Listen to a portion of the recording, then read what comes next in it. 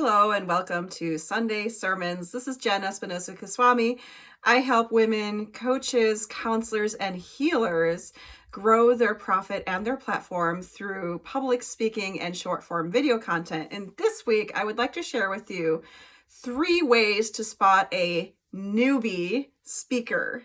Now, I'm talking to you about this particular topic because I was at several conferences over the past month, and I was noticing some common threads are among the new speakers within the group. And I could easily identify, having been a professional speaker for at least 10 years now, I could easily pick out the people on the lineup of speakers for the day who were new to speaking. Now, before you think that I'm being super critical and mean to new speakers, I love new speakers. And this is not a critique on anyone's particular speaking style. There are people who are focused more on the story aspect of what they're talking about and less on the business. I'm not even commenting on that.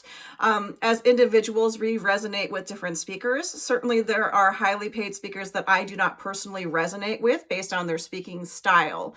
So I am not here talking about speaking style or whether I liked the speakers. Instead, today I'm going to be sharing 3 ways to spot a new speaker and how you can prevent being the new speaker through a combination of support and practice. All of these things are things that can be improved upon, even if it's your first time speaking. The first thing I noticed was the newer speakers tended to run out of time. Now, this is a big no-no if you want to be paid to speak, because one of the most frustrating things for event planners is if they tell you you have 15 minutes to deliver a presentation and you go 25 minutes, you throw off their entire agenda for the day. This is a no-no, and that means you won't be hired to speak again, or that means they would be hesitant to put you on the lineup. Certainly, they wouldn't want you to close out at the end of the day because people want to leave at the end of the day. So if you are not able to keep within your timeline as a speaker, even if you're not being paid to speak, you are disrespecting the person who's inviting you to share with their audience. You are not following the rules. There are certain rules that speakers should follow. And if you tend to always run out of time or go over your allotted time, you are then not meeting the commitments you made as a speaker. So that's the number one thing I notice is running out of time. There are plenty of ways to keep yourself within time, and it really revolves around practice. If you don't practice your presentation and you don't time yourself as you're presenting and you just throw in last minute things that weren't a part of your preparation, that is when you tend to run out of time. If you don't look at a timer as you're presenting or don't practice with a timer, then you are generally not going to be aware of the timeline. Especially if you're new to speaking, you might be too nervous to pay attention to that timing. And not all event hosts will reach out to you and say, hey, wrap it up. Even if they did, if you're not practiced, you wouldn't be able to just move quickly on to the next thing. So don't run out of time as a speaker. Practice, practice, practice so you know exactly what you're delivering at what time. The second thing I'm noticing with the new speakers is they didn't have an outline.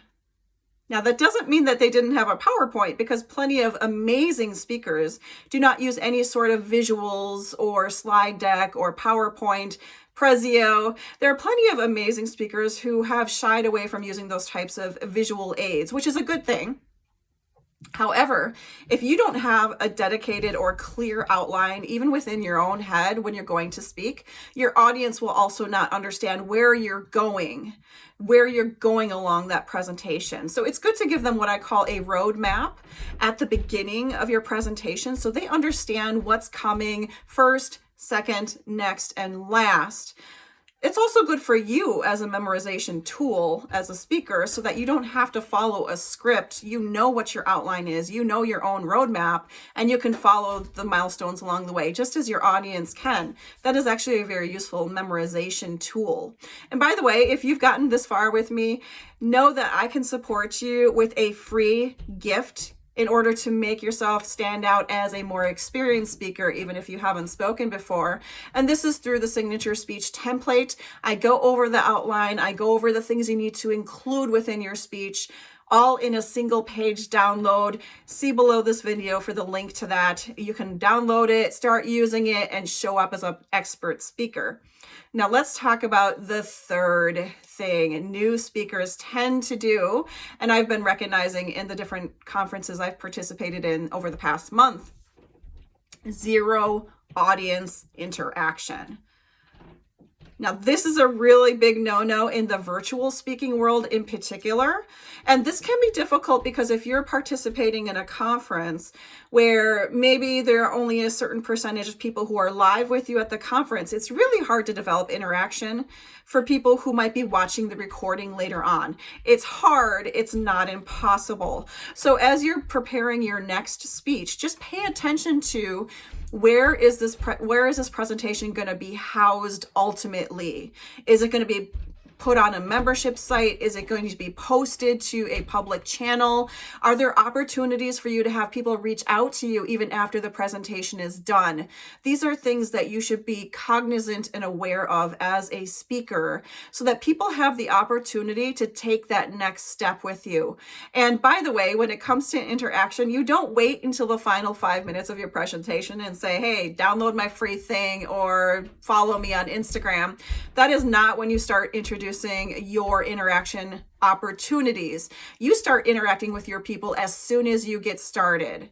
You understand why they're there. You acknowledge why they're there. You ask them certain things like, give me a 1, 2, 3 in the chat. There are different ways you can shake up your presentation so that they're not just listening to a talking head. They're not multitasking while they're listening to you. They are actively present and in the moment with you.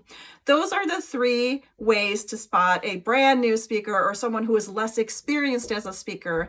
If you know you want to get on more stages and you want to get that experience, the best thing to do is to connect with me for a complimentary discovery call. I have all these tricks of the trade. I'm happy to share them with you. And together we can discover what your best speaking style is and how to show up as an expert speaker and not just a new speaker. In the meanwhile, don't forget to subscribe to this channel. If you found value in this and think that someone in your circle would find value in this video, please share and like. I appreciate all of your comments, and we'll see you next week for Sunday sermons. This is Jen. We'll talk to you next week.